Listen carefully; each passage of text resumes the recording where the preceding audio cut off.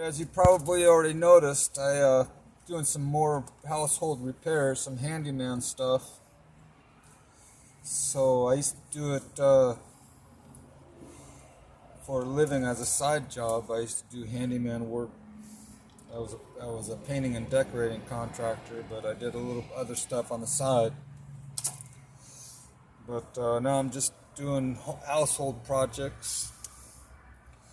Uh, so I'm doing a repair on the toilet. I swapped out the inlet valve, and yeah, a couple months ago I put a new flapper on it, and I'm also going to do add some more caulking, clean away some of the old stuff and put on new over the top. So it should be interesting.